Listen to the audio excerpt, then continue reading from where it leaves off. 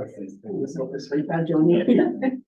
allegiance to the flag of the United States of America and to the republic for which it stands, one nation, under God, indivisible, with liberty and justice for all.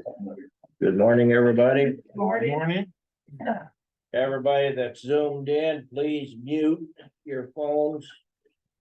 They are muted. We can see they're muted. So we don't have the problem like last week. Call the meeting to order. Here's the agenda. The only We thing we're gotta- gonna take off is Ben. We gotta take Yeah. Ben off down at the bottom for the work session. Okay, I'll make a motion to approve that agenda with that correction. I'll second. Any discussion?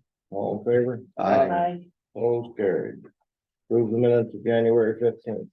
Will correct me, motion to approve. Second. Any discussion? All in favor? Aye. Aye. Opposed, carried. Claims. I looked through them and I had, for general 465. 626.52. 465, 626.52. And drainage 601.25. I'll second that. It's mostly allocations to different departments. Any discussion? All in favor? Aye. Aye. Opposed, carried. General public concern. Anybody here from the public? Okay. Humboldt Ag Society, annual update and funding request. That's where you want me to go. Either place, wherever. It's got more center space here. Got to spread it out a little bit. Hopefully this one, oh, I'm there. Pretty good.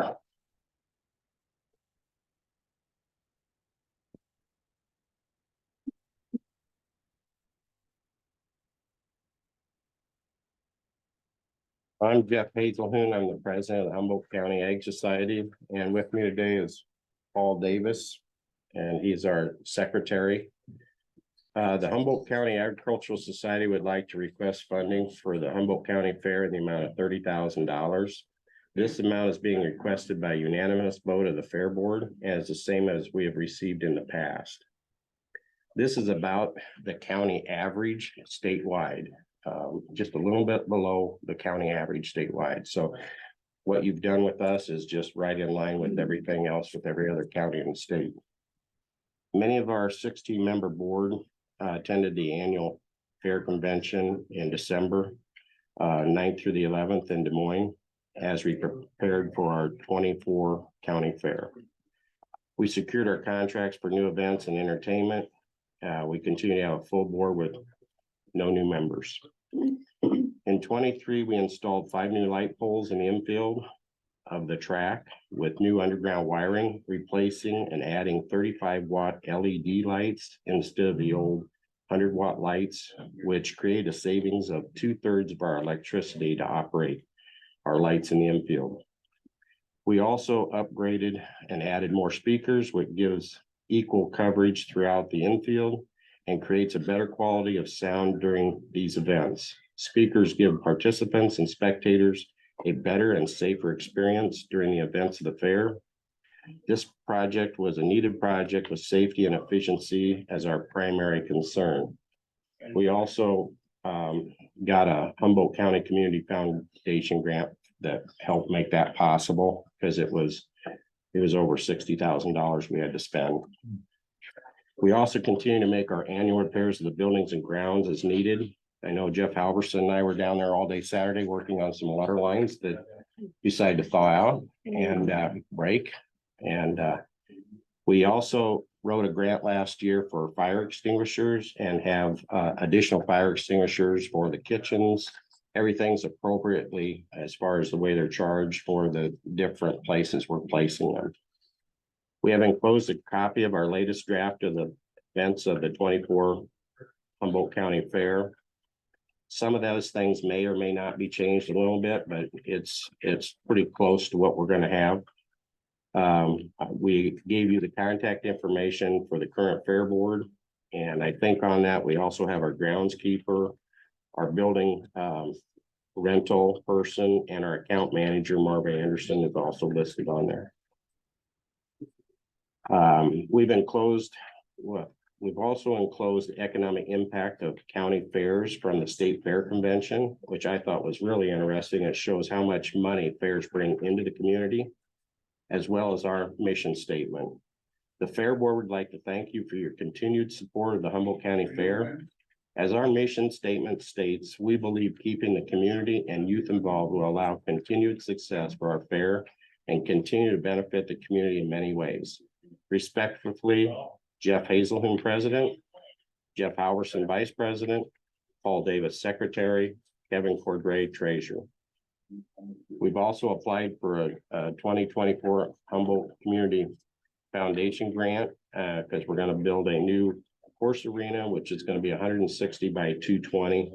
It's going to require a lot of fill to be brought in. Our light poles are up for that. And we're going to put in some rock and some bleachers so that when we have the announcing stand down there for the show, we'll have bleachers on both sides, aluminum bleachers, and people can drive right up to it and park. And it's going to be a big arena. So we're hoping to pull in some rodeo events, and we think that the facility will actually get booked out in multiple years in advance.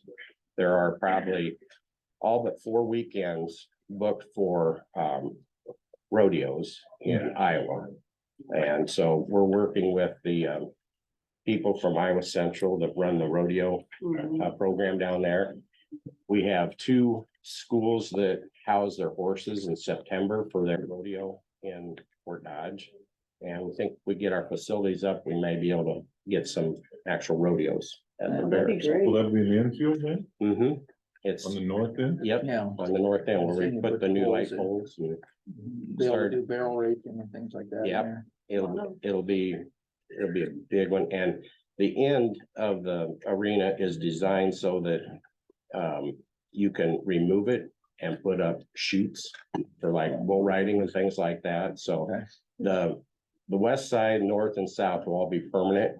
We're going to use continuous permanent fencing that we're buying local, which they're manufactured local. And then we're going to put in real heavy duty posts. So it should be pretty permanent structure, but big enough that it can grow into about anything. So we're excited about that. Awesome, that'd be great. I was over to Rolf's this last summer, they have a rodeo over there, and I've never been there in my life.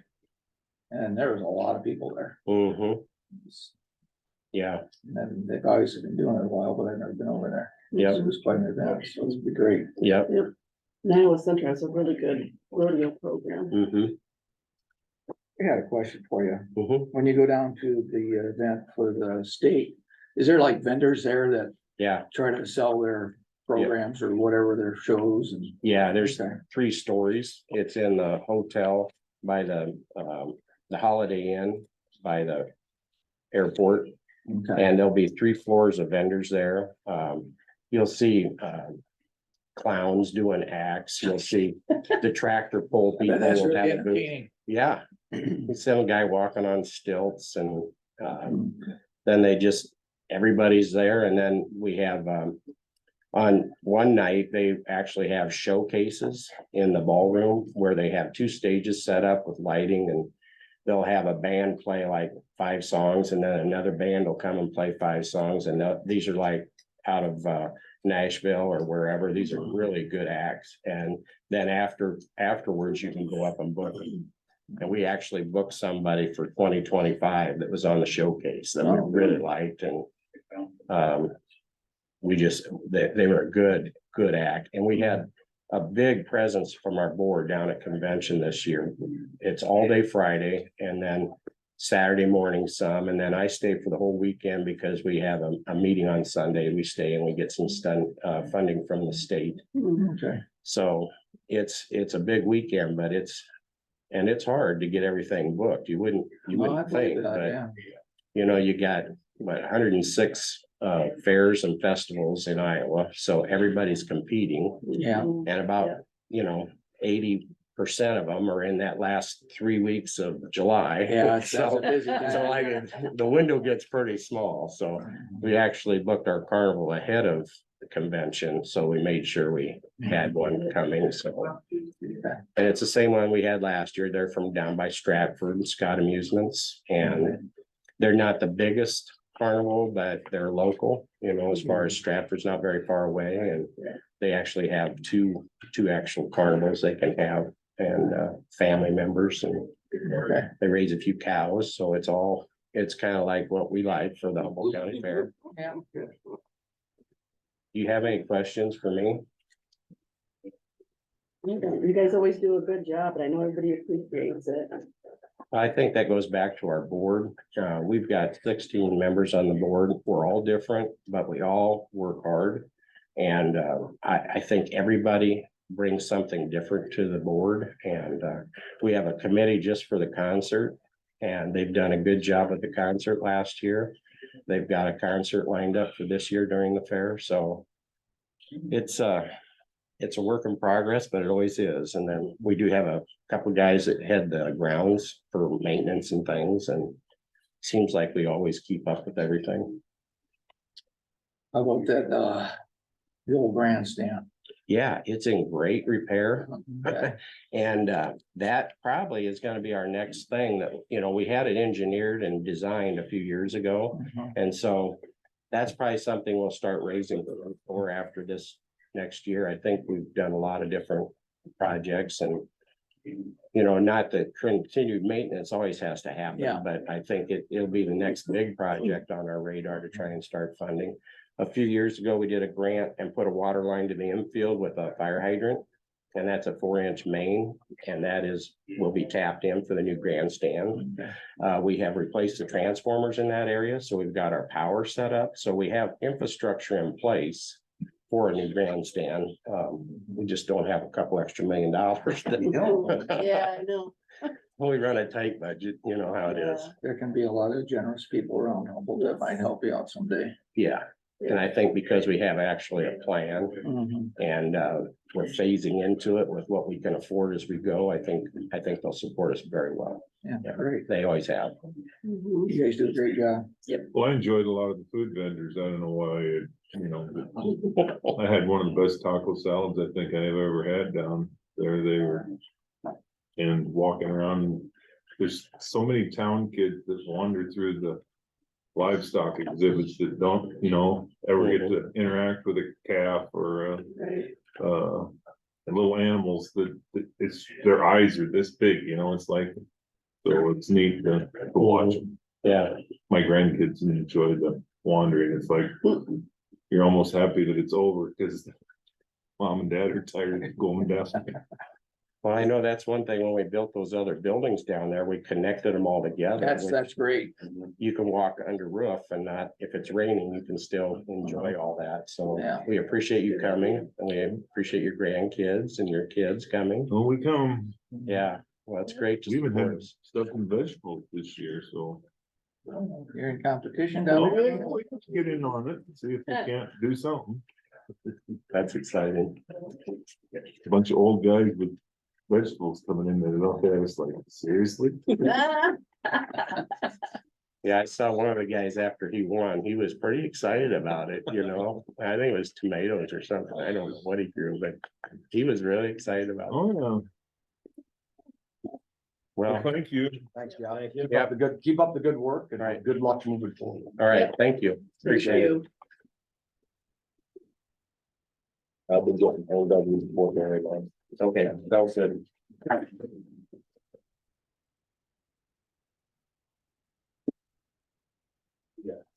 Yeah, thank you.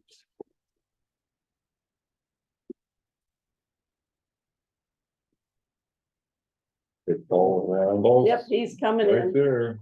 Good, you? You're all set. I didn't know how many people are here, but two different ones. Different ones. Print off 5, so there may not be enough. Oh, we have a printer, we can make a few Always, more yep. if we have to.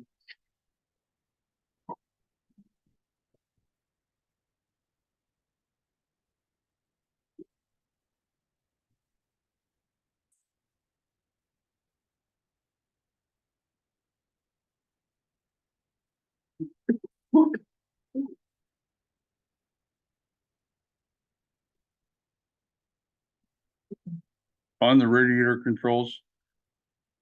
I neglected to get a exact count. I'm gonna estimate that we're in the area of 50 radiators. But I will get an exact count today.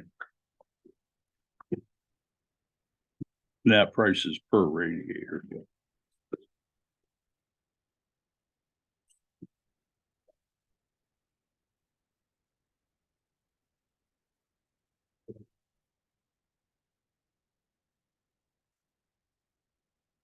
It's a far cry from what we were talking before. Mhm. What were you talking before? We were talking about fixing all the pneumatics, which was gonna be around 250,000. Okay, So, yeah, so it's quite a bit different change, say. And the pneumatics come with their own issues also. This is a pretty foolproof way to control the heat. And if they break, that's really. It's simpler. Very simple. You ain't gotta rely on an air compressor, which we're having problems with now, and Yeah, we've been having serious problems with the air system. We lost the main air compressor. We can't find the relays for it. And I took the air compressor from her shop down there. And we cut in the line and we're wired that making it in. work. Right? We're stumbling through, but last night it's warm in here because last night I blew a fuse on the air compressor, so the boiler just kept running. Right. Does this, temp control then get rid of that? Air compressor, yes. That air Yes. system? Yep, what those temp controls are, is that I'll come pipe them in Those on thermostats. every That Every- air valve. radiator. This, Yep, so those will go away, and what it'll actually have is a little thermostatic sensor that'll actually just sit in here, and what that does, it senses the temperature and closes and opens to let steam in and out. So each room will be. Each will be room, regulated fairly Yes. decent. yes, And it should be a lot easier to troubleshoot. Yeah. Or you have a problem with. if you one. have a room not heating, you just go and check to make sure that's working, or check the steam trap. Like we're in process of. And fixing all the every steam. radiator requires one of those. Yeah. Yeah, to control everything Mhm. so the 647.50 is for That is each per, per radiator. one. Do you have any guesses? to how we were many? guessing 50. I'm guessing 50. I'll get an exact count today I think we Okay. and get back with you. did on that, that. it was like 37,000. 32,000. Yeah, I think that's about what it was. I Yeah, had it for the Friday. I just took 700. We estimated before that this was gonna be in that, we should be under 32. 50, but it's gonna be in that area. Mhm. That's for 50. We're gotta be around that number, and maybe a little under that number. Yeah, But and the life expectancy of these devices that we're putting on, they are very easy to fix. Okay. There's a remote sensor and then a head. The head goes bad, push it off, put the new one on. okay. They've been used for a long I time. have it. Okay, Yeah. perfect. Yeah, it's not a new product. All right. It's just it's kind of a retrofit product, not a new install product, so which is the, perfect. if one goes bad, it isn't gonna be the $250 labor. No, no, fix it no, second time, right? no. Well, I'm just saying, it should be fairly simple Yeah, after you. it'll be simple put after it that. The reason installed. why is because everything in this building is black iron, Mhm. and we have to go cut, thread, press. It's gonna be kind of a Right. It'll be labor after, intensive. after the heating season. Yeah, it'll have to be in the spring. is Yeah, when we start. yeah, that part. you can't do it in the winter time. No, Mhm. Well, I guess when you figure out, there's probably been years that we haven't had a whole lot of money that we put in it. No, Well, and I think just on fuel usage, it'll you save will some. recoup a ton it of would money. save significant, Mhm. cause right now it's just, we're full bore or nothing Okay. right now. So that boiler's either on high fire or it's off. Okay, got one other question. So is this gonna be like a bid price or this like just an estimate? That's a hit price. That's, Okay. that's I didn't know if it was gonna be a time and materials and you just estimated this. no, amount. that's we can do it either Okay. way. Say, that's where it ended up, everything, just Mhm. what I think it'll take, but yeah, we Okay. can do a T&M too, it's all whatever we work out. And Yeah. that would be, You have 50 to 60 of these things. Right We have now, I have access of them, like 26, but like I said, we can't really do it till spring, right? so I can have them, You can have them I can have ordered, them but by I'm spring. just, Yeah, We could You have even move access to till after the new fiscal year too. We don't have to do it in this. Yeah, I'm more worried about. We order, we wanna do it, and we can only We have get 14 of them. Yeah, and then- right now, I believe the guy, they're readily available. Okay, Oh, that's Yeah, I fine. think he has 26 or so in stock right now, so. And that guy's in that CH, but I buy everything from McGinnis and I think they're out of Des Moines. Or Iowa State, one of the two. Well, I guess for the most part, we have people that sit in here and they're either with coats on or they're sitting here sweating yeah, Yeah. the windows open. and the windows. And you never know which it's gonna be, Yeah. so you don't know how to dress. Yeah, we've been battling this situation for years. Yeah. Yeah. When I used to work at Armstrong Plumbing, we battled this for years. Now that I'm here, got it, and we've been battling it for the last 2 years I've been here, so. It's gotten pretty ugly though this last. This last year has been bad. We got the left boiler working properly. The right boiler needs work, which is that other price, that This one here. 14.5. Okay. So what that is it has a old power burner on it, which controls the flame and modulation and everything, and that needs to be replaced on the right one. Right now, it's wore out and it won't modulate. It just goes up, goes to full temp and then shuts Yeah, off. it shuts off, yeah. And then sometimes it resets, sometimes it don't. So we've been pretty reliant on the left boiler as of now. Yeah, if that would go down, we'd have problems. Yes, which we can run the right one, so we're not in super bad, but it's not a great deal to run it. But you do these two things that you know, you Mhm. got quotes for. Will that pretty well make this Yes, work the way it's supposed to? it'll be very close.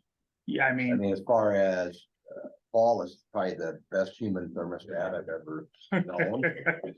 Will it take that out of the equation Yes. so that it's set for set and go. with it, you know, Mhm. this quote, and then this working properly?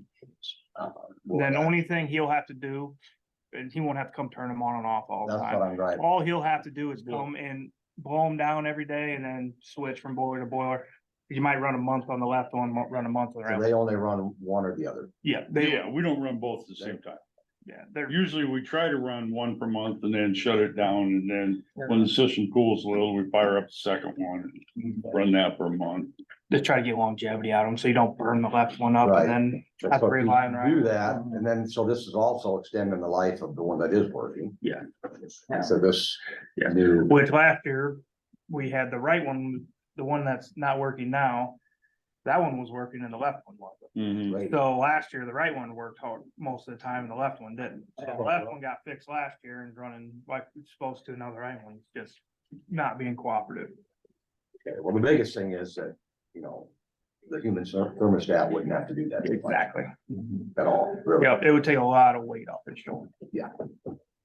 Well, So do we need to make a decision on this, or do we wait till Paul calls and tells us that it's gonna be 48 or 60 registers, whatever it is, That's all. and then let you know that? That's all up to you guys. That's, Yeah. well, that's what I'm asking. I don't see that being a big issue. We know that No, I don't if think it's a big issue, there's but 48 or 52. And you. Yeah, that's why I gave you a per radiator number, cause Per radiator. we didn't have a Right. exact price. Because you already told us that each one needs the system. Yep. So, Yeah, cause I- if one doesn't have it, it's just gonna always heat, and then Always it's gonna be a way problem. overheat the room. There, whoever's in that room will be sweating. yeah, so. And the other thing with these pneumatic valves, if you notice, some of them have a copper line on them. Yeah, Mhm. Those hold up really well, but as the years have gone by, they've replaced them with plastic Yeah, I don't. lines, and they don't. get brittle and they crack, and then you gotta cut them and. or put a new If we one put on. all these in, everything pneumatic will be gone. Yeah. So it would all be mechanical. Well, I think the thing that you mentioned, Paul did, that this could be for monetary budgeting purposes. Either or fiscal year. Yeah. So it could be. Exactly. Can you make that work, Nick? Yeah, I get whatever you guys need. So. that- Say, yeah, because when's your guys' fiscal year? July. End of- July first. End of June. Yeah, So we we're can running do till the end whatever. of June. Say, that'd be perfect. Yeah, you can be on Yeah, either either side. way. Obviously, I would Okay, think by we June. split it over we'll two. get I was into gonna season. say. between Might still be in May, you never know. this You part of the never year, know. next Never know, part, but- Next year. Yeah, I've seen using the furnace in May, but yeah, you could, the way it lines up, you could go either Yeah. this year or next year. If whatever works, that helps. And we're in process of getting all the steam traps fixed that we had talked about last time, so. So you're working on that now. We're working So on that'll that be now. done by the time you do this. Yep. Those are all the traps are sitting down there. We just gotta get up here and get going on. Yep. We have them all downstairs now. Well, I think this is needed repair maintenance. I'd make a motion to move forward with these two proposals. I will second that. Discussion? I think we ought to do the temp control on next year's budget, and for right now, let's get that power burner in and get that fixed. Yep. This year. Is that's something you can do That's- anytime? Yep, Yeah. they can do that whenever. That's exactly what I would recommend, because I can get him going on it and they can do that whenever. Just in case the other one would go down. I would agree with that. All righty. Any other discussion? All in favor? Aye. So carried. There you go. There we go. Thank you. Thank Paul, Nick. Thank you. I know you've been kind of working on this for a while. Yeah. Yep. It's all right. Well, we'll keep her going. Yeah, it's been, Yeah, well, and putting this together, so yeah, we Yeah. need to Yeah. move forward. yeah, it took a little bit and say. For that power burn, that CH McGinnis is gonna do, they'll come and do it. They're subbing it for me. Say that's what they do all the time. Yeah. And then I had to make some parts for them and stuff, so that's where my material labor on that is. Okay. So Have we done the sewer line in that? it's in process right now. Okay. Yep. And I'll get, Cold weather. and- I'll get a has copy today. not been very friendly to me. on how He many. had such an awesome, and then all of a sudden it's like, Yeah, we had a good run and then now it's been very mean. to me. yeah. So like I said, I really believe that just in fuel costs alone, you're gonna recoup a lot of this. I'd be interested to see what it, Would- after That's everything always hard, goes. that's always hard to track though, because Oh, it's never exactly. the same temperature. No, exactly. Right. Yeah, but I think we'll see a percentage, couple, maybe 4 or 5% drop from, just cause it's gonna be steady. That's the big. And then, cause right now it's always, what they're supposed to do is heat up, get it to one, and then the flame's supposed to get small and just kind of maintain steam. It cuts off. Yep, and now it just runs, shuts off, gets down to where it drops to 2 pounds of steam and cranks back on full fire, goes to 5 pounds. Yep. So, but perfect. Thank you very much. Thank you. Thank you. Hey, I need a, I'll get you the size before you leave today, but. Okay. All right. Mickey here? No, He is I not. don't see her. Would that be your TFR there, Bruce? Yeah. He's also helping with our, Humboldt County Alcoholism and Opioid Coalition too. Well, alcohol, not. We might be able to switch spots. Yeah, Yep. that's nice. Illustrious Mayor of Livermore. I Yeah. see. Billy's here, we can get him. Wait, do you mind? Do you mind going early or do you want to sit and listen to all this? Oh, here she Here's- is. Oh, Now you just, Sit back down, Billy. Come on in. Okay, do you want me up here? yes, Yep. please. Yeah. Okay. Sorry, I went up 1 floor too many. Oh, oh, I was like, got your stairs in for the day. yeah. Which is fine. Okay, so of course I brought you guys some bags, Oh. some info. right.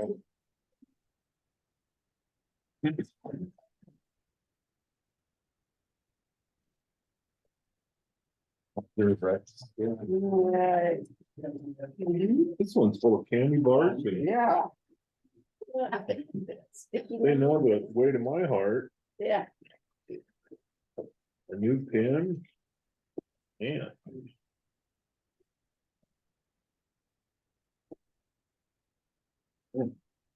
Oh, That's good stuff. Yeah. Okay. So, at CFR, we did, merge with Prelude Health or they merged under us in Iowa City. So we are an expanded location now. So you can see that in some of the handouts that's in your little packets. But for this service area, we have what's called the Integrated Provider Network grant. And then we also have some of the other grants that we have is the tobacco grant. So this service area, we have 11 counties for tobacco. And then we also have what's called the State Opioid Response Grant. And then we just received back in April, it's called the Partnership for Success Alcohol Misuse Among Older Adults Grant. So there's actually a coalition now that Sandy is on, that we are trying to get through the planning stages for. So we kind of have went through some of the assessment data that the state has provided us. We're trying to collect maybe a little bit more local data to kind of get a better feel for the strategies that are going to work in Humboldt County to reduce those rates. So I just listed out a few of the different things that we do under each of those grants. So for the IPN, we do alcohol outlet density with the media campaign. Generation RX, so that is going into senior living homes and teaching them about different things like how to make sure that they're properly storing their medications, how to make sure that they aren't taking too much, following the prescriber's instructions, things like that. And then workplace policy for gambling. We haven't really gotten too far with that one yet, because I do have more staff on board this year, so that's great. They're getting trained up and more will come with that. So for our tobacco services, we want to do more presentations for My Life, My Quit. So that is basically quit line for younger people, adolescents. We know that vaping has become a very, very big problem among youth. So they came out with this My Life, My Quit a few years ago, and not a lot of people know about it. So they want us to do more presentations to like physicians, hospitals, schools, just so that they know that this is a resource. Basically, it's a lot like Quitline. The youth will either call, text, or chat online with a provider to help them with a smoking cessation or vaping cessation program, just like Quitline would be for adults. So we want to do that with anybody that has influence with adults or connection with adults. So it could be, you know, leaders of 4-H. It could be a youth group, any of those type of things. And we also want to engage coalitions and community members in the prevention education piece. Just making sure that they know, you know, we don't want Iowans to smoke or vape. So one of the best ways for that to happen is to have policy, of course. A lot of places have smoke-free policy because of course we have the Smoke-Free Air Act, but a lot of places don't understand that if you do not have a tobacco-free, nicotine-free policy, you cannot stop somebody from vaping. You gotta include the nicotine part. Yeah. Yes. Yeah. Yep. So if you guys know of any place that needs help writing a tobacco-free, nicotine-free policy and have signage and everything, just let us know and we can help with that. So I listed out the different trainings that we can do for the State Opioid Response Grant. Those are just a bunch of different ones. Of course, our most popular one is the overdose training with the Narcan distribution. That one, basically, we have become, now that Narcan is over the counter, we can now distribute that. So when I do trainings and have that Narcan distribution training in there, I can bring the Narcan with me and just, there you go. after you do the training, instead of giving them a certificate and saying, go to the pharmacy, all of that kind of stuff, having extra steps. We want to try to get it as simple as possible for people so that they will have that available to them. And then, like I said, the prevent alcohol misuse among older adults, we're kind of in the planning stage. So with these services and teaching the DUI education classes in Fort Dodge and Ames, in FY 23, prevention reached 8,691 individuals with prevention programming. So for county funding for FY 24, it's being used to support prevention efforts and training. The county needs that fall outside of the grants that we already receive is what we are using the county funding that we currently have for. So the most recent thing that we've done with county funding is we revamped our presentations for the Humboldt Middle School. The health teacher wanted us to come in and do some presentations on prescription medication and marijuana. So one of my staff revamped all the presentations that we had, and she went in and taught 4 classes of 7th and 8th graders. So that was 152 students. This was back in December, and she taught both of those topics, plus under the tobacco grant, she did a vaping presentation for all of those youth as well. In our prevention coalition that's working on the preventing alcohol misuse, there has been some talk recently about suicide prevention, mental health awareness, that type of thing. So I've been kind of working behind the scenes with a couple of the people that have come on recently. They are talking about doing, it's called Slam the Stigma. That is right now they're doing it at basketball games. It's basically just where local providers go where the people are. So a lot of times, you know, you got parents going to their kids' basketball games, softball, baseball, all of that kind of stuff. So the thing that they're wanting to plan is a Slam the Stigma for the summer and have it between the softball and baseball game. So that is just having providers there so that when parents are there, they can come around, get resources. When the kids are there, they can come around and get resources for mental health, suicide prevention, all of that kind of stuff, because it is a growing issue. I know in all of our counties, when we did our assessment a few years ago, all of them had high rates of suicidal ideation. So we want to work on that. So I'm using a little bit of the county funding to help with that initiative, just because I've been in on some of the planning of some of the other ones in the other counties. Let's see here, we've got Wright County that's doing it. They started it. And that was in response to a youth suicide. And then we brought it to Webster County. Now it has moved to Calhoun County and Hamilton County. So it's kind of spreading, which is great. So that is our plan for the monies for this year. So we are requesting the same amount, the 7,200 for FY 25.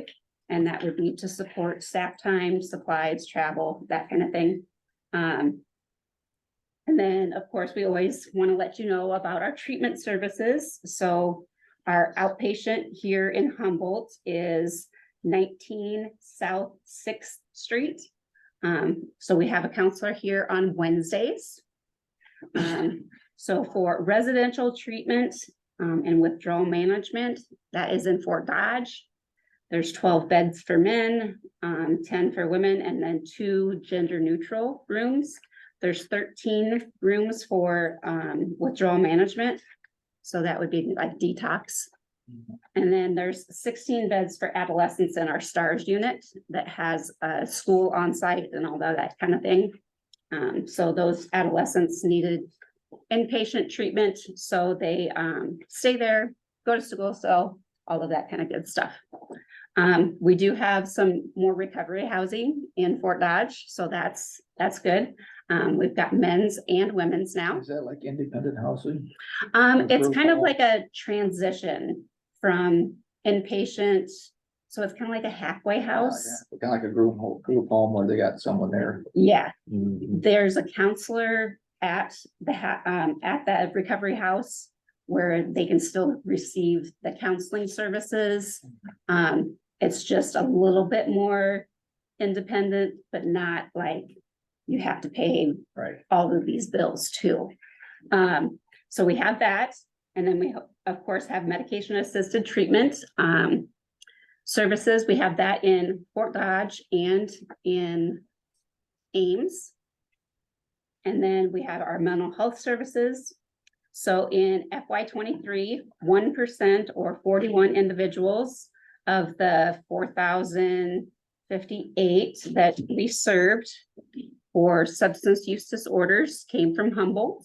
And then 1% or 9 of the 872 individuals for mental health service treatment. So those are all kind of outlined in those that next little packet. This came from our director's report. Michelle always does a big annual report for everyone in the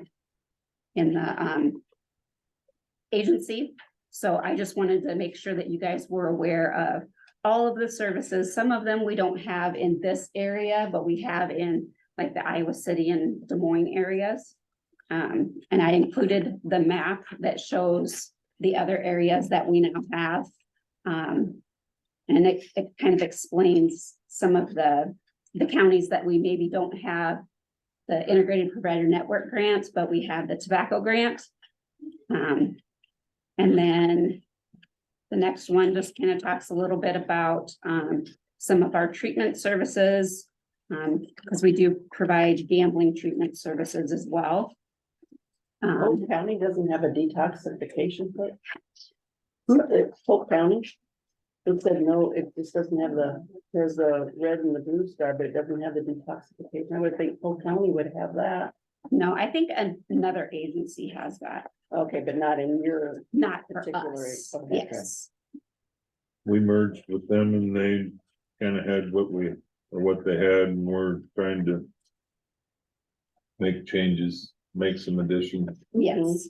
Mhm. We're kind of trying to streamline and make it so that, you know, what It we works for have, all. they have, and what they have, we have. Gotcha. And then the next one is just kind of a pie chart that talks about the different counties. Now that they are on this pie chart, the pie chart looks much different than it has in the past. Because, you know, it was our 8-county area, Mhm. basically. But now we're throwing in Polk County, which takes a lot. So that's why our percentages are so low for some of the smaller counties. And then I also included the persons served for the demographics for gender and age, and then the primary substance. So that is the substance that they say, the person says that they are there for assistance with. That, you know, they're like, this is the thing that I need help with. So of course, that's alcohol. Followed by methamphetamine and then marijuana. So that's kind of somewhat stayed the same throughout.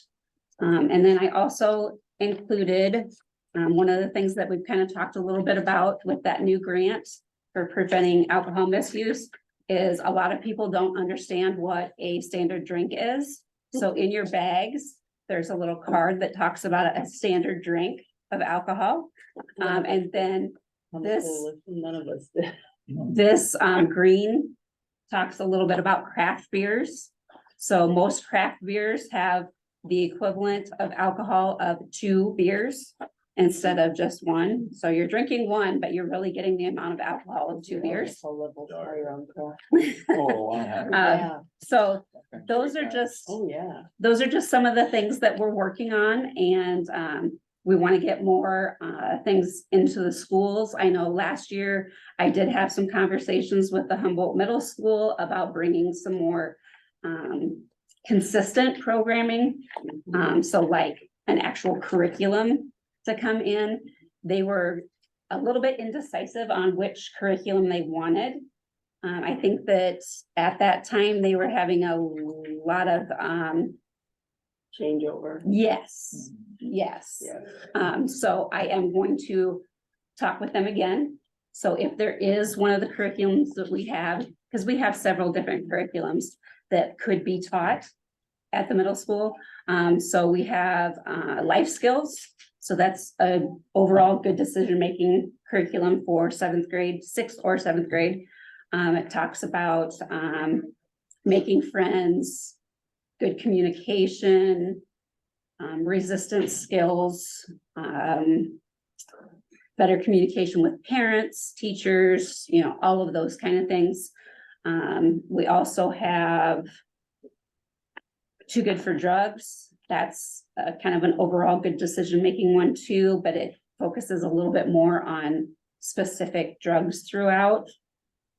And then we also have, there's another one. Oh, Project Alert. So that one is, it's kind of along the same lines, but it has a little bit more of a fun type aspect to it. So it's not as structured. It has a little bit more game type stuff in it. So I'm going to reach out to them again to see if one of those would work this year. That way we can, you know, reach more students, make it so that they have some of those skills to resist things that come their way, because we know that, you know, they're probably going to get offered something. And having those skills before they get offered is the best way to make it so that they don't take that offer up. Isn't it kind of a misconception too, though, with vaping, that vaping is safer than Yes, smoking cigarettes? And absolutely. vaping is like, it's so addictive and it can actually mess your brain up. Yes. I mean, that's a huge thing that we need to get out there, is that Yeah, vaping the is not nicotine safe. level can be really high in that. Yes, absolutely. And the commercials that are out there, this is one of the things that I talk about when I teach life skills, because there is a tobacco section in life skills. They also have like an advertising section. So I talk about it in both, but when they advertise things, they have to be at least partially truthful. So have you guys heard of the commercial that says, it's not smoke, it's vapor? It's like Iowa Vapors. So technically that is true. But the only vapor that does not hurt your lungs is water vapor. What comes out of a vape is aerosol vapor.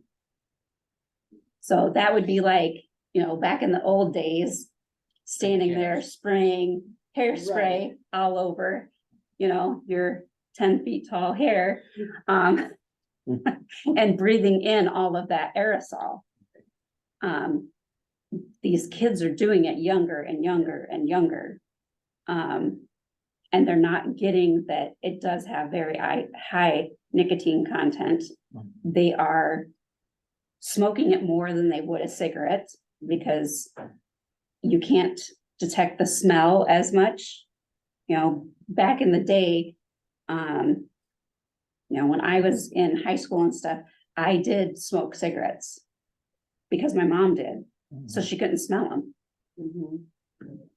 Now, it doesn't matter if the parent smokes or whatever, because the vapes are flavored. They don't smell like bubblegum. Yeah, they smell like fruity type things. So the taste of them is better. It doesn't have the nicotine taste or the tobacco taste. So they're smoking those or vaping those much more than they would if they just had a cigarette. Because a cigarette would be, you smoke the cigarette and then you go and do something else.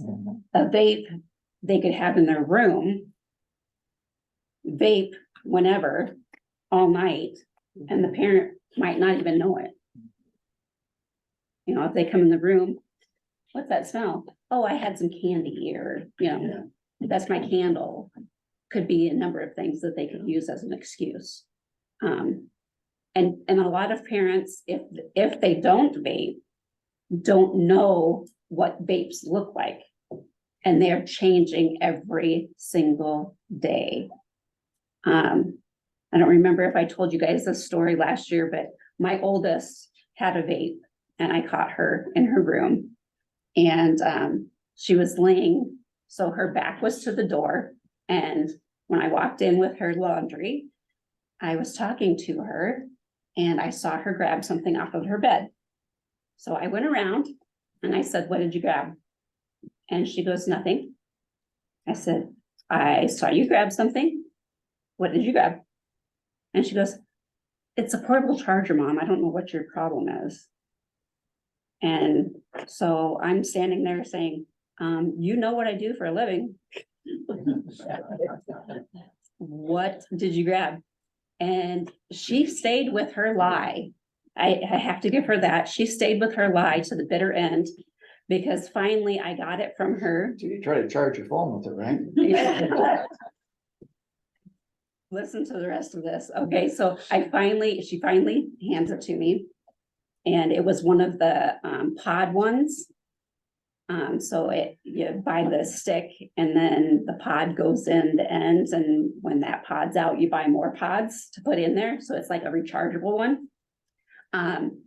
So I grabbed it and I said, "Really, Bailey, you're gonna tell me that this is a portable charger?" And she goes, "Yes." So I pulled the pod out. I said, "So what's this?" And she said, "The juice to the charger, Mom." So if a parent doesn't know, Yeah. like a child might have gotten away with that. Yeah. If a parent is pretty naive. Yeah. You know, so getting that awareness out that the nicotine is so high in those, that they puff on those much more than they would at cigarettes. You know, all of those things parents really need to know. Yeah. Because they're becoming addicted at a much younger age.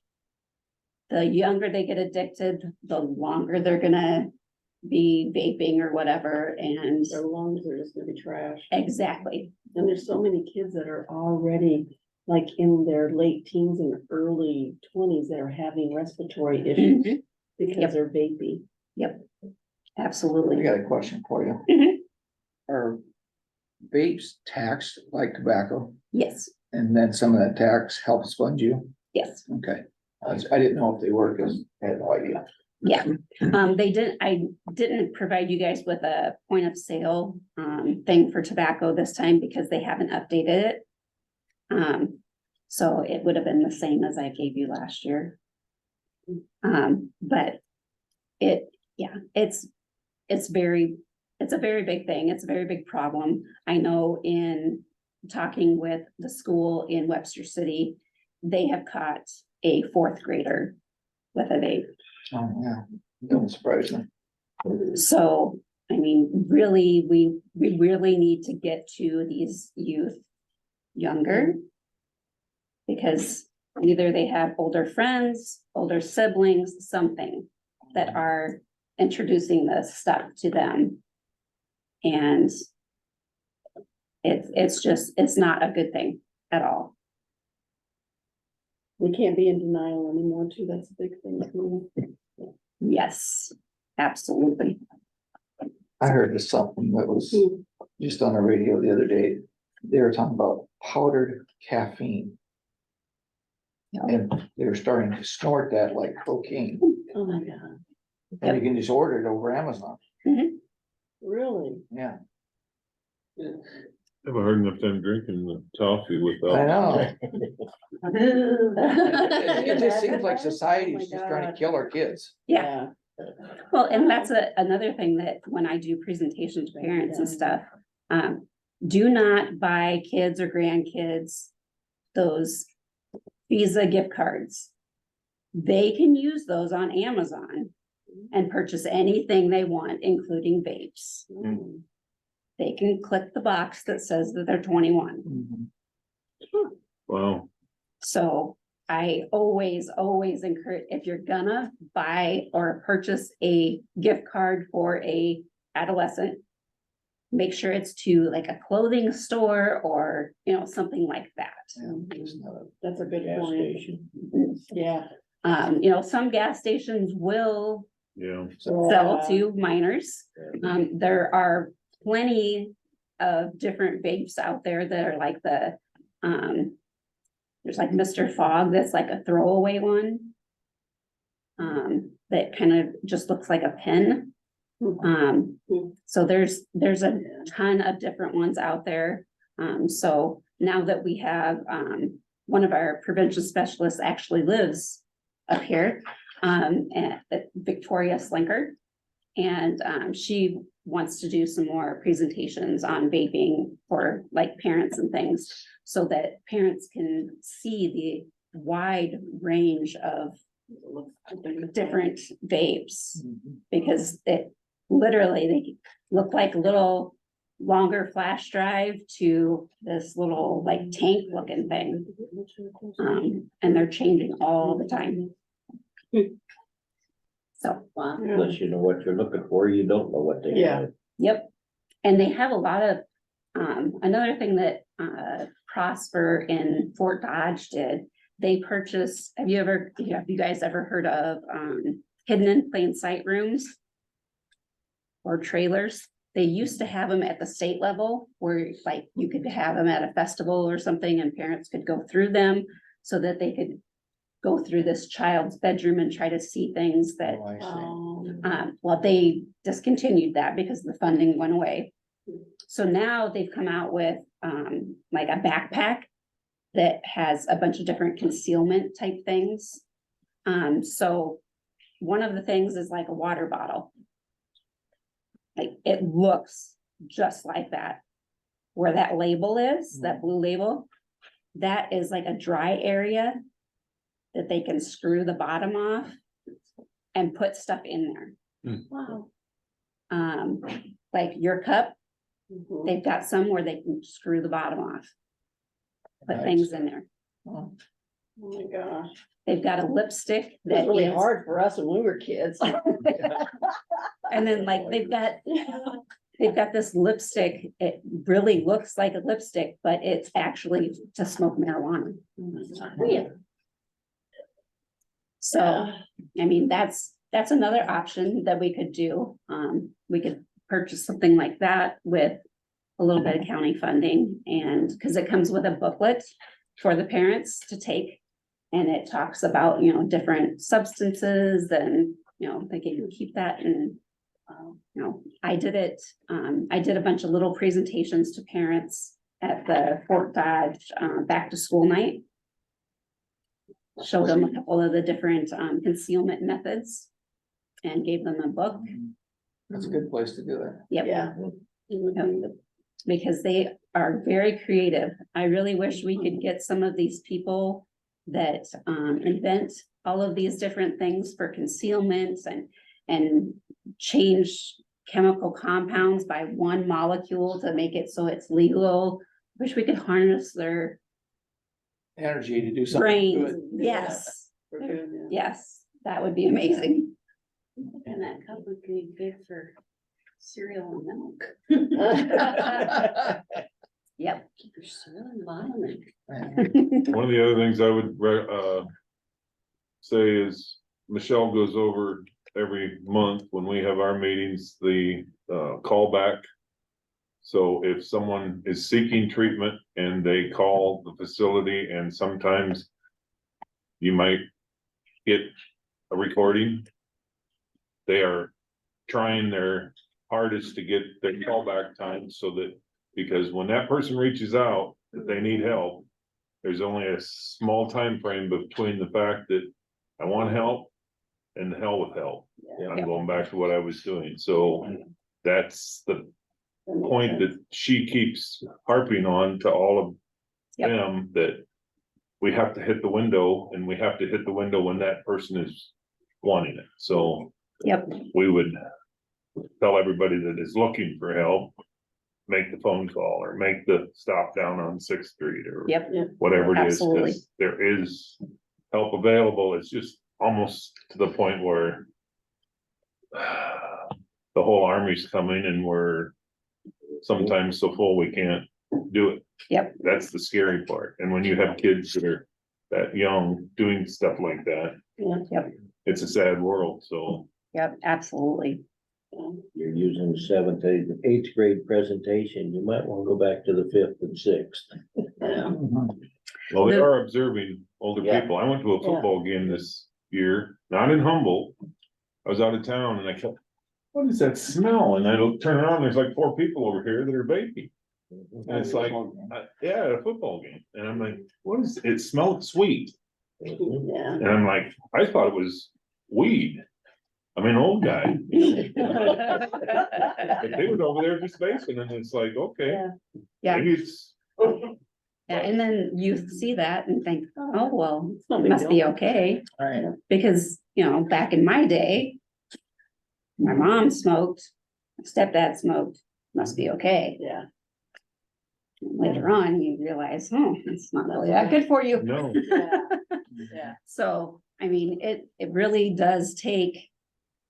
After someone crosses over into that addiction of any substance, it really does take that big event usually for them to seek help, and that short window where they're willing to do it. So that is part of the reason why they want us to make sure that, schools and stuff know about that My Life Might Quit. yeah, Because a lot of the schools that I've talked to just suspend them. Out of school suspension. What do you think they're gonna do? Yeah, that doesn't really help a whole lot.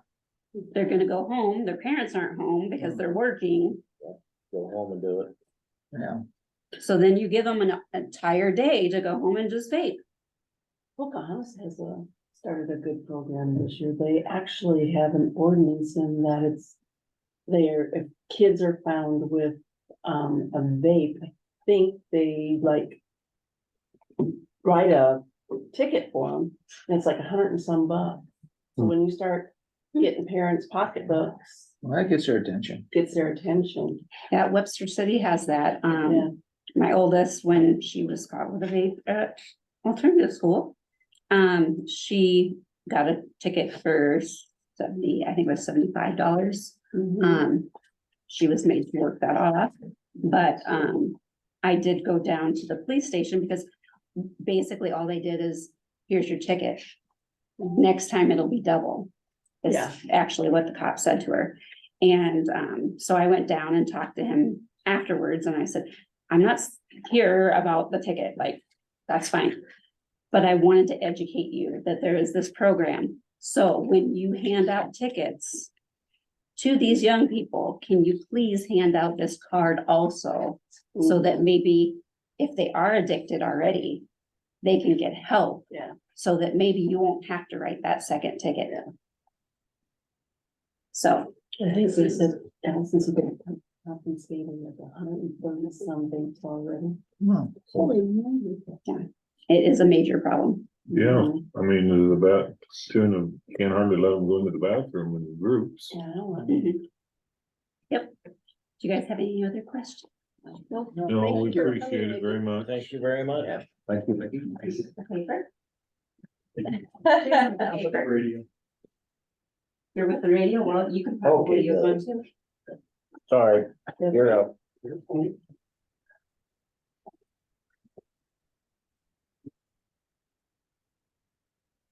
You're welcome. Thank you, everyone. Thank you. Old age catching up with you. Fast. Sorry, I didn't bring no bags of goodies. Darn. I'm Billy Scott, the mayor of Livermore, if you don't know. And I've come here for our city pool. Request some funding. You've been funding us a little bit every year. We've been limping along on a filter system in our pool. I've been patching it together. Nate, Will Smith and them's been patching it. It was probably put in the '70s. And it's just basically rusted out. And I don't know how we got by this year, but we kept it going the whole year. We have 7 or 8 part-time people there working during the summer. So basically, we're just here to request some funding. We're looking at putting in new filters. And originally it was gonna be around 40,000. And now they told us the state doesn't know, but we might have to get some engineering involved. Imagine that, and it could approach 50. And the pool's just a plus for Livermore because in the surrounding area, you know, a lot of people bring their grandkids there to the wading pool and stuff. And people do come up from Humboldt. I guess the Humboldt pool's kind of crowded at times. But we do open every day. It's above 70 and non-raining days, but you've been giving us about $1,600 a year. So if there could be an increase, we'd appreciate it. You know, I would state that. And the other thing is, if the pool would not open this year, in years past, they've told you that they would return the money. Which, with all power we can do, we're gonna get the pool open one way or another. But we gotta get them move forward on the filters right away. Somehow. Okay. Budget time coming. Well, that's what we're gotta work on the budget on that. And so I don't know, you'll have to take it under consideration and see what you could do for us, and we maybe look at some grants, but I don't know if it's short time to do that.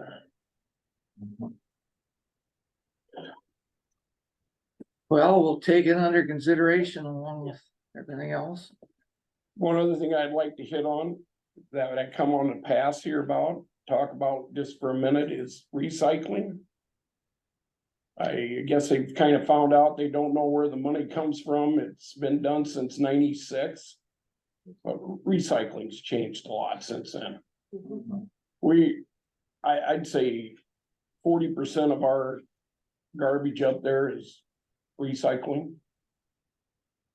We're getting a couple recycling trailers the end of this month to put up there, so we don't have to haul it with a $150,000 garbage truck down to the recycling, you know what I mean? Yeah. So Do you know what your cost is for recycling? What you pay down there?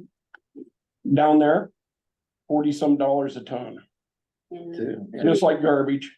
It's the same as a garbage Yeah. rate. and But if you have it sorted, broke out into recycling trailers, like where the one trailer would be just nothing but cardboard, that's free.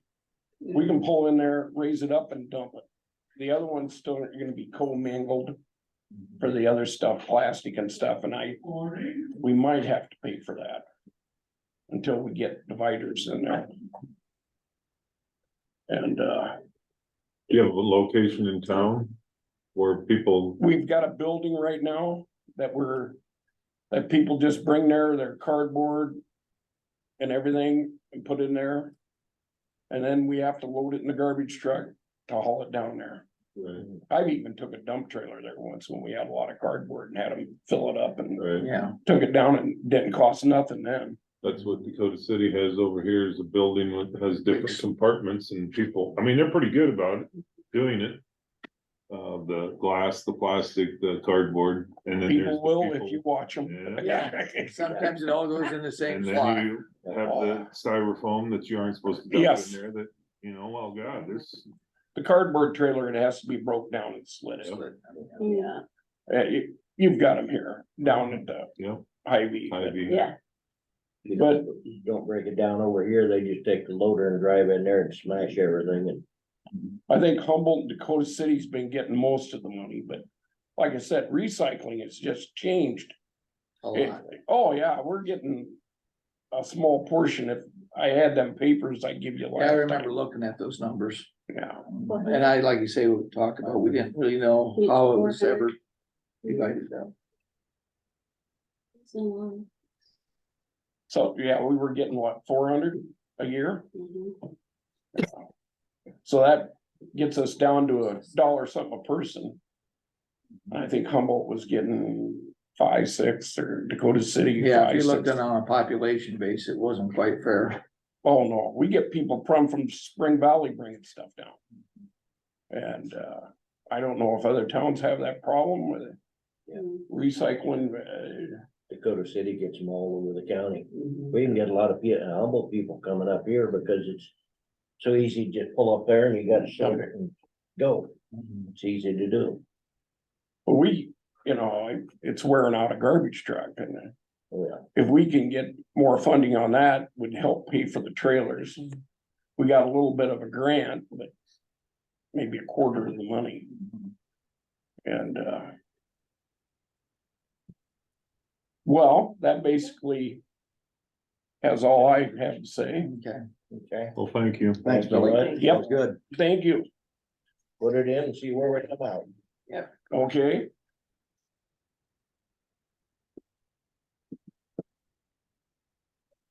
Well, thank you for your time. Yeah, Thanks thank for you coming for down. coming. Okay, Randy, you up? Yes, can you hear me? Yes, Yeah. you can. Yeah. Okay, I just, today I'd like to make a recommendation to appoint Jim Day of 1366 180th Street in Bradgate to serve on our Planning and Zoning Commission. I've talked to Jim a few times. I've also provided him with the information from our ordinance on the roles and responsibilities on that commission. And he's agreed to serve. And so I would make the recommendation that he would be approved.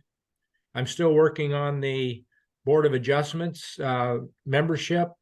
I've contacted quite a few people. Some have declined serving. And so I'm still in the process to complete finding 2 other people for that. And so my recommendation is that Jim would be approved. Okay. In motion to approve, Jim? Well, yeah, with Randy's recommendation, I would make a motion that Jim Day be approved for the Planning and Zoning Commission. I'll second that. Any other discussion? All in favor? Aye. Aye. Oh, carried. Does that give you a full board now? For that, Planning and Randy? zoning, it should. Yeah, the planning and zoning is, you might recall that Ben Lutz was not eligible because he did not live in the county, but he's also agreed to just as an advisory position. And so we had 1 position open, and so the Planning and Zoning Commission is complete. Okay, thanks, Randy. Excellent. Still need 2 on the Board of Adjustment. Yes. I'm working on it. Okay. Anything else, Randy? So you have. Oh, thank you. You have a quorum though, if you need to, Yeah, we do Got have 3. 3, yeah, Yeah, I'd like to have the whole 5 because correct. the changeover of so many, I'd like to, it would almost be impossible to operate without having everybody on board. I would like to have a meeting with that board when it's complete, so that we can make sure that we have, I guess you'd say, sequencing terms for that, because that's a recommendation, not necessarily a requirement from the state, but it is a recommendation. We don't want to have to replace all of them at the same time again.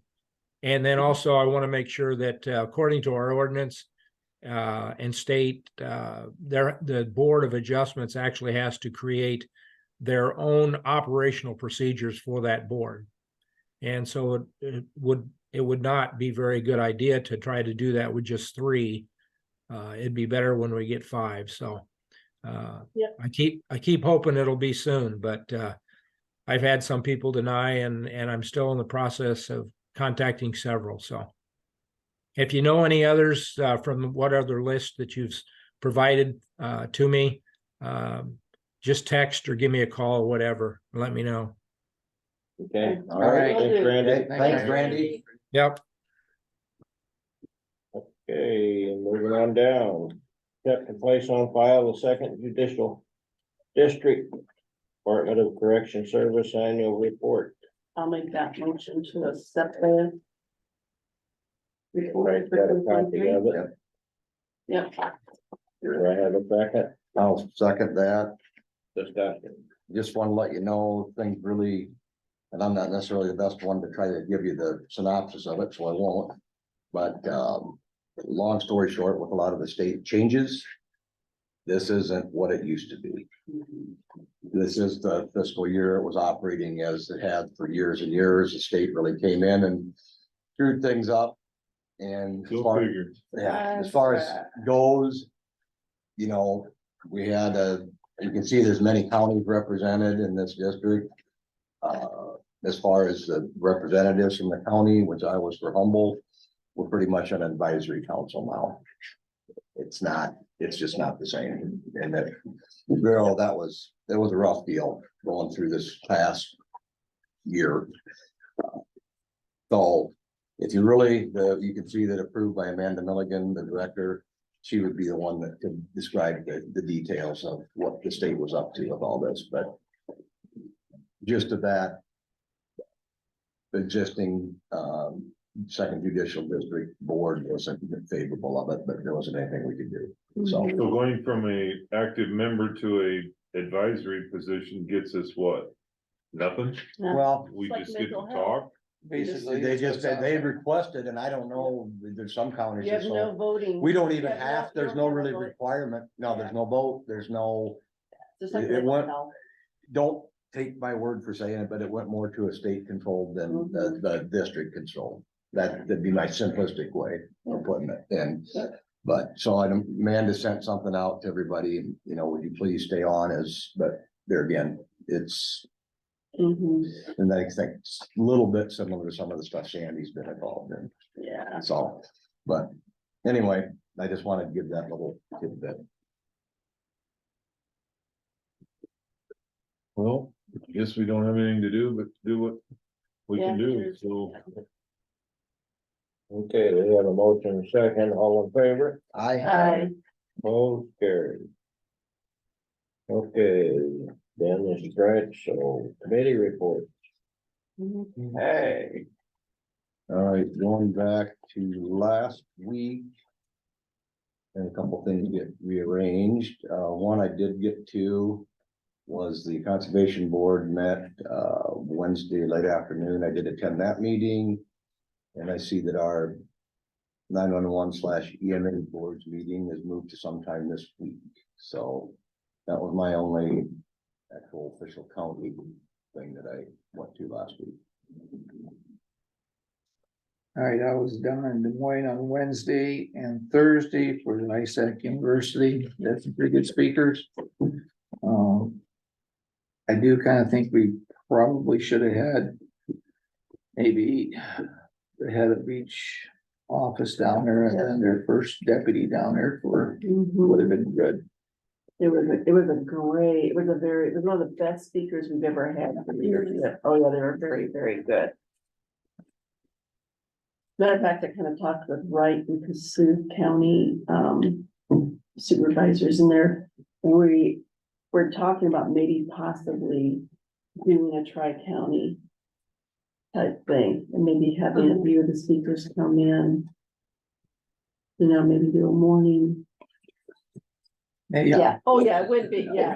right before elections. Yeah, there you go. There you Yeah, go. yeah. But we talked about that. I mean, I don't know if it'll ever come to fruition, but it would be nice, and that way you kind of, you know, Yeah. kind of split. the Yeah, cost I between the just felt like I counties. was the wrong audience.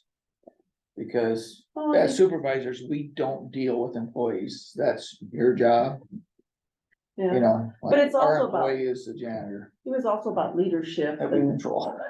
yeah, but it's also about leadership, and it was a lot on leadership and kind of, we have no control, but we still have leadership ability. Yes.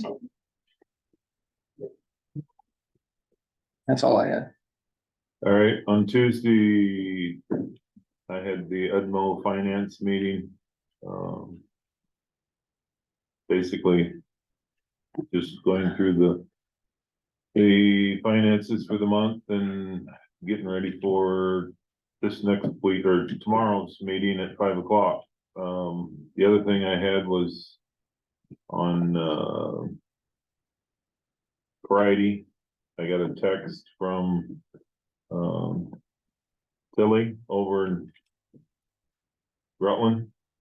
Said that she'd heard through the grapevine about the quarry over there, so wanted to know if we'd heard anything, and I said, I'll reach out. So I wasn't sure who to call in Fort Dodge, so I reached out to John and got a hold of him. And he was going to reach out to the attorney that we are using for the quarry issue. And he said he would get back to us, send us an email or something, and I guess I didn't look this morning to see if there was anything there, but that's about all I know. You know, every time we have a week of 30 degrees, everybody thinks it's spring, and it's still July or I wish it was July, January, and we're nowhere near spring, but I guess we'll deal with what we get and hopefully get that figured out, because there's a lot of people over there that are worried about it, so. Don't blame them. All right, is that it? So. Okay, Tuesday the 16th, in the morning, we were at the hospital for the Humboldt County Opioid and Alcohol Coalition. Again, we're just in the planning stages. We had our interviews with community people around Humboldt County, and we tried to get somebody from all areas of Humboldt County. And after we went through all the interviews, Humboldt County is in denial. So of alcohol or opioid issues. And so we've got a big row ahead of us, trying to get prevention out there and to get people to realize that there is a problem. And like Nikki said, you know, the drink, that little business card of how much is a drink and what there is, and then Humboldt also has a very high percentage of usage of people that buy liquor store sales, beer and alcohol, and it's one of the higher ones in the state. Yeah, that really capita. yeah, that really surprised me. Yeah, that really opened up. That is kind of a little surprising. It really is. And yeah. So there's just been a lot of things that have really opened, and we just gotta, once we get a plan in place, then we're gonna get the word out, of course, and we can use our funding dollars to get the word out and work on that to awareness, and that there's help out there, and that as adults, we can't hide our head in the sand anymore, and that we need to be more proactive on what we can do with, and it isn't even just kids, it's all age groups. Yeah, all from our age to all the way down. And then after that meeting, Kristen Seawall, who is the head of public health, Allison Hauser, and I went to the Humboldt Administration Office for Schools. They had their meeting and we had a half an hour time slot to go in and talk about mental health, what services are available to the school districts, and that had TRB there too and everything, so it's a whole. And what we can do, and I didn't realize this, but Jim, the superintendent, mentioned that truancy is becoming a bigger and bigger issue. And so he would like to see some stricter truancy help on that. So we're gonna work with, I'll get with the county attorney and they don't have a person anymore, Truancy officer. truancy officer, or even the Resource. thank you, I was trying to think of the word, resource, they don't have a resource officer anymore. There at the school, so we need to, that's something that we probably need to look into, and vaping is a huge issue within the school. And we need to get better awareness out there, but then also the mental health is huge, but a lot of it is, there's resources out there to help. But there's that stigma, and we've got to get rid of the stigma that if your kid needs to talk to somebody, that doesn't mean that there's something wrong, we just got to get the word out there that it's okay. Everybody, it'd be good for everybody, child or adult, to talk to a counselor. I mean, everybody, let's face it, we're society of, we all need help. I mean, then there's nothing wrong with saying we need help. So there's that. My plug on that. I did not make the kitty cat day meeting because ISAC University was going on. That was on Wednesday the 17th. ISAC University was the 17th and 18th down in Des Moines, and it was it was one of the best speakers that we've ever had. And yeah, I just can't encourage leaders to go down to the ISAC and go to those meetings. They really are there to help benefit everybody and to grow professionally and personally. That's it. Wednesday had the Humboldt County Housing Meeting downtown Humboldt. That was at 3 o'clock, 5 o'clock, I was over at the conservation meeting. I requested 2 people and I more or less got the proverbial finger. Then after that one at 6:30, we had the animal shelter meeting, and they're working on their fundraiser, trying to get everything lined up for that. We still picking up dogs and cats, so people don't dump your dogs. It's cold weather. You can take them there and surrender them. Yeah, You go don't to have to the go shelter dump and them out on the surrender road. them, don't dump Oh, them. they just dump them on the road? Yeah, people Oh, still do that. They open the door and kick them out, drive away. Yep. And this Yep. place will take your dog. You just go in and surrender the dog That's too or bad. cats. Too cold for that. It's too cold just to dump them. So anyway, that's all I had. I did have a phone call with Mike Gallagher, and he's supposed to be sending me some information. So I was up at our building the other day. Wow. Must have been exercise time because it sounded like a zoo Oh, over there. I mean, the dogs just, swear to God, it sounds like there must be 20 dogs over there at least. they got a couple that's they got some barkers. yeah, they're barkers, but they're real skittish.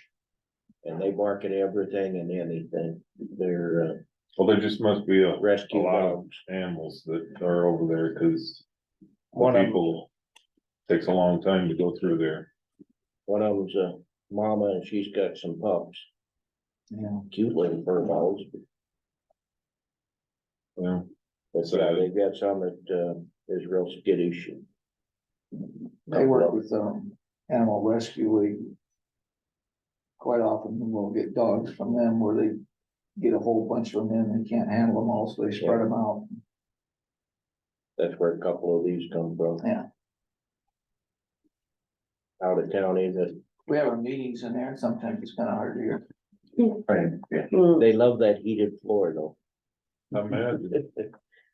But, no, they have a pretty good deal going over there and the fundraiser's coming up. They just had a beanbag tournament Saturday up to VFW and I'll give you a flyer to put on the door for a couple of weeks on Sunday.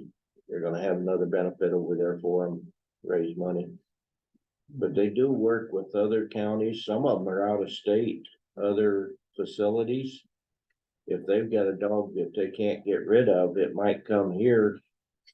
And if we have one that's been sitting there a week or two, They swap dogs. they swap it back. mm, So different facilities they're working together for homes for all the. Trying to show idea. interest Yeah, in if somebody you else. can't move the dog around here, you might move it to a different Someplace shelter else. where someone That's a might good want idea. that dog. So they sometimes do a 2-for-1 swap mhm. Yeah. That's a good idea. for one. They're doing a great job out there. Mhm. Good. That's all I had. Linda, if you're still on, wanna come down? We'll be closing the meeting.